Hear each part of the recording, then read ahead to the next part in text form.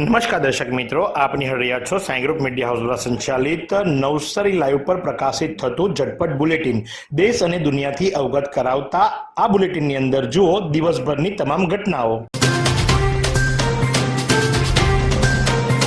વઘઈના botanical garden પાસે car ચાલકે બાઇકને અડફેટે લેતા બાઇક ચાલકનું મોત નીપજ્યું। સાપુતારા માર્ગ આવેલ બોટાનિકલ ગાર્ડન સામે માર્ગ પર બાઇક લઈને જતો આમસરવડના ગામના યુવાનને રોંગ સાઈડે આવતી કાર ચાલકે અડફેટે લેતા યુવાનનું સારવાર દરમિયાન મોત નીપજ્યું હતું। મળતી માહિતી મુજબ ડાંગ જિલ્લાના વઘઈ તાલુકાના આમસરવડના ગામે રહેતો જગદીશ જીવાભાઈ લોખંડિયા ઉંમર વર્ષ 29 તેના શાળાની hero Honda Splendor motorcycle number GG30E5126 લઈને વઘઈથી સાકરપાતળ ગામે આવેલ હોસ્પિટલમાં તેની સાડીની સારવાર ચાલતી હતી, જેને મળવા નીકળ્યો હતો।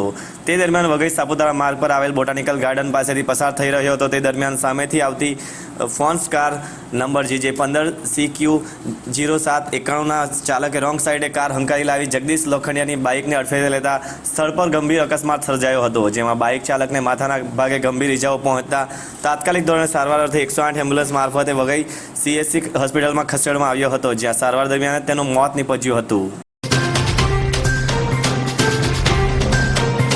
મહિલાને ડાકણ કહી બદનામ કરતા મહિલાએ આત્મહત્યા કરી। ડાંગ જિલ્લાના સુબીર તાલુકાના જામનિયામાળ ગામે ડાકણ વિધિના નામ પર મહિલાને ડાકણ કહી બદનામ કરતા મહિલાએ આપઘાત કર્યો। 6 વિરુદ્ધ ફરિયાદ નોંધાઈ। ડાંગ જિલ્લાના સુબીર તાલુકાના જામનિયામાળ ગામની મહિલાને ડાકણ કહી સમાજમાં બદનામ કરી આત્મહત્યા માટે મજબૂર કરનારા 6 આરોપીઓ વિરુદ્ધ સુબીર પોલીસ મથકની ટીમ દ્વારા ગુનો દાખલ કર્યો છે। હાલમાં આ 6 આરોપીઓને અટકાયત કરી કાયદેસરની કાર્યવાહી હાથ ધરી છે।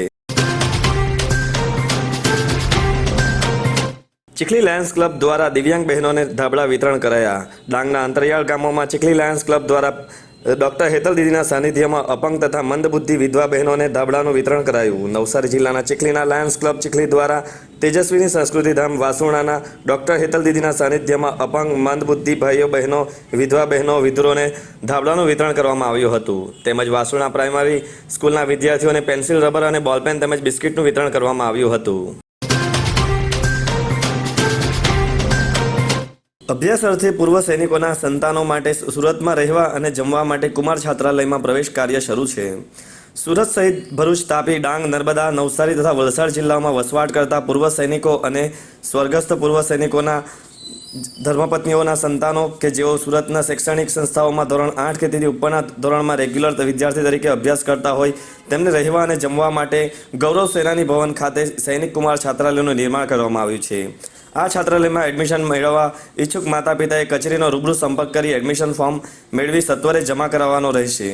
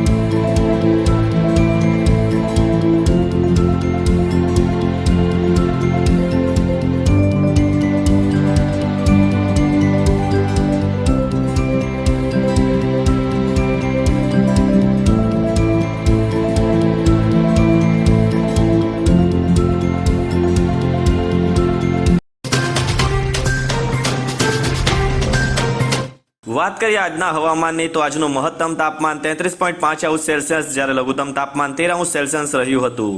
હવામાં ભેજનું પ્રમાણ સવારે 93% અને સાંજે 33% રહ્યું હતું।